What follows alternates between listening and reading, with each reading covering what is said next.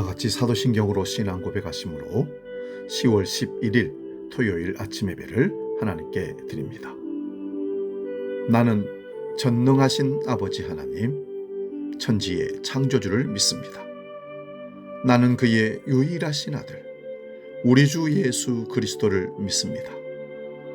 그는 성령으로 잉태되어 동정녀 마리아에게서 나시고 본디오 빌라도에게 고난을 받아 십자가에 못 박혀 죽으시고 장사된 지 사흘 만에 죽은 자 가운데서 다시 살아나셨으며 하늘에 오르시어 전능하신 아버지 하나님 우편에 앉아 계시다가 거기로부터 살아있는 자와 죽은 자를 심판하러 오십니다. 나는 성령을 믿으며 거룩한 공교회와 성도의 교제와 죄를 용서받는 것과 몸의 부활과 영생을 믿습니다. 아멘.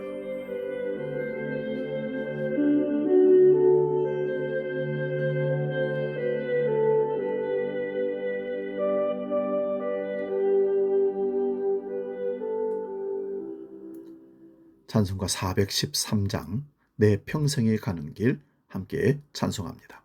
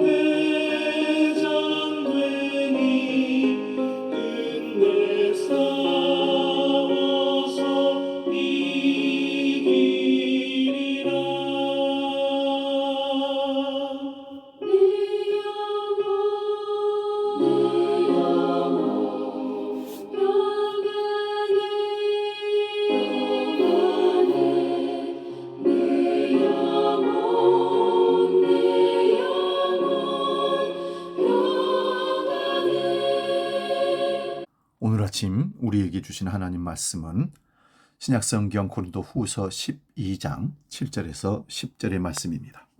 신약성경 299면에 있습니다. 고린도후서 12장 7절에서 10절 말씀 봉독할 때에 살아계신 주님의 음성을 들을 수 있기 바랍니다. 지금 봉독합니다.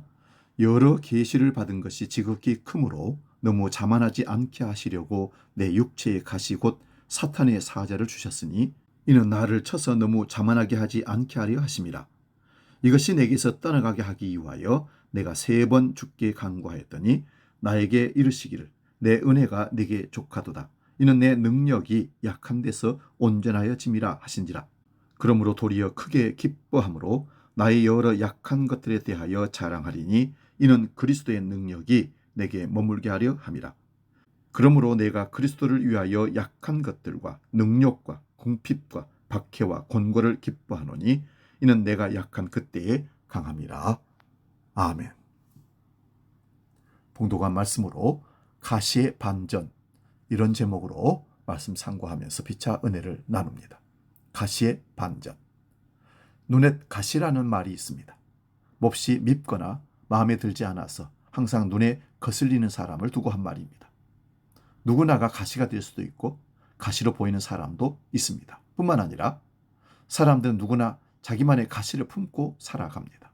어떤 사람은 육체적인 장애나 고통을 가시로 여기기도 하고, 또 어떤 사람은 삶 가운데 겪은 깊은 내면의 상처를 큰 가시처럼 안고 살아가기도 합니다.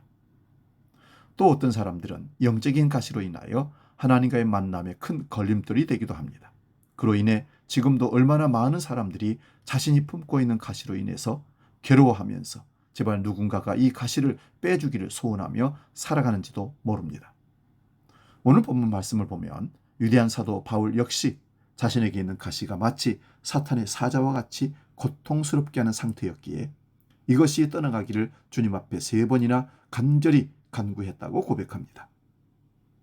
근데 하나님께서 가시가 떠나가게 해달라는 바울 사도의 기도에 대해 전혀 다른 방법으로 응답해 주십니다. 하나님께서는 그의 가시를 빼주시는 대신에 9절을 보면 내 은혜가 네게 족하도다. 이는 내 능력이 약한 데서 온전하여 짐이라 라는 말씀을 바울에게 주십니다. 그리고 사도 바울은 이러한 주님의 말씀에 도리어 크게 기뻐함으로 나의 여러 약한 것들을 자랑하리니 이는 그리스도의 능력이 내 안에 머물게 하려 함이라고 응답을 합니다. 사도 바울의 이 같은 모습은 인생의 무거운 가시로 인해 힘들어하는 지금의 우리에게도 가시의 의미를 해석하는 데 있어 해석의 반전을 제공해 줍니다. 그동안 나의 가시 때문에 마냥 힘들기만 했다면 이제는 하나님께서 나에게 가시를 주신 이유와 의미를 깨닫고 오히려 새로운 은혜와 능력의 기회로 삼을 수 있길 주의 이름으로 축원드립니다. 그렇다면 사도 바울은 오늘 본문을 통하여 하나님께서 자기 자신에게 가시를 주신 이유가 무엇이라고 고백하고 있습니까? 첫 번째는 바울은 자신이 자만하지 않게 하시려고 하나님께서 가시를 주셨다고 7절에 고백합니다. 너무 크고 중요한 하나님의 계시와 사명을 받았기에 때로는 자신을 높이고자 하는 마음이 생길 텐데요. 그럴 때마다 가시의 고통을 통해 더 겸손하게 주님의 사명을 감당해야 한다는 것을 다짐하게 되었다는 것입니다. 둘째는 사도 바울은 이 가시로 인하여 하나님 앞에 더 깊은 기도로 나아갈 수 있게 되었습니다. 평소에도 하나님과 친밀한 교제를 가졌던 바울이지만 가시의 고통이 느껴질 때면 더욱 절박하게 하나님 앞에 나아가 기도할 수밖에 없었다고 9절에 고백합니다. 또한 그 기도의 시간을 통해 전혀 다른 기도 응답의 방식을 깨닫게 되었습니다. 세 번째는요, 바울은 약한 데서 온전하여지는 하나님의 은혜의 원리를 깨닫고 가시의 고통보다 더 큰 기쁨을 누리게 되었다고 10절에 고백합니다. 약육 강식의 원리가 지배하는 이 세상과 다르게 하나님은 약한 자를 통해 강한 자도 하지 못하는 큰 일을 이루게 하십니다. 또한 그 일을 통해 주님의 일은 내 능력이 아닌 내 안에 계신 그리스도의 능력으로 이루어짐을 깨닫게 하십니다. 사랑하는 여러분, 지금 인생의 고통스러운 가시로 인해 몸부림을 치고 있습니까? 그렇다면 이제는 주님 앞으로 가지고 나아가시기 바랍니다. 그래서 사도 바울처럼 자만하지 않고 더 깊은 기도로 나아가며 약한 데서 온전해지는 은혜를 누리시기를 축원드립니다. 이 세상 누구도 줄 수 없는 놀라운 반전의 은혜와 기쁨이 될 것입니다. 우리 삶에 우리가 짊어지고 있는 몸의 질병, 자녀의 가시, 남편의 가시, 아내의 가시, 물질의 가시, 세상에서 예측할 수 없이 수도 없이 우리에게 다가오는 그 모든 가시들을 하나님 주신 은혜로 잘 분석하게 하시고 하나님의 뜻 가운데 가시를 능히 이겨 가시를 잘 활용하는 선용하는 지혜로운 믿음의 사람들 되시기를 주의 이름으로 축원드립니다. 기도하겠습니다. 거룩하신 아버지 하나님, 바울은 육체에 찾아온 사탄의 가시를 하나님 앞에 빼어달라고 고백했지만 내 은혜가 네게 족하다는 말씀을 듣고 오히려 그 약함을, 그 가시를 하나님의 은혜를 선포하고 하나님의 은혜를 머물게 하고 하나님의 은혜를 자랑하는 가시로 활용했다는 사실을 우리는 가시의 반전으로 말씀을 상고했습니다. 우리에게도 동일한 이런 문제들이 다가올 때 그 반전의 역사를, 그 은혜를 기억하고 바울처럼 하나님 앞에 나아가 간구하며 하나님의 음성을 듣고 믿음의 삶을 승리로 이끌어갈 수 있도록 우리에게 믿음과 능력을 더하여 주옵소서. 이제 주기도로 함께 기도합니다. 하늘에 계신 우리 아버지, 아버지의 이름을 거룩하게 하시며 아버지의 나라가 오게 하시며 아버지의 뜻이 하늘에서와 같이 땅에서도 이루어지게 하소서.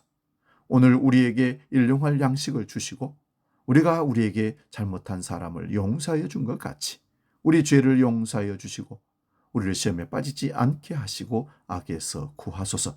나라와 권능과 영광이 영원히 아버지의 것입니다. 아멘.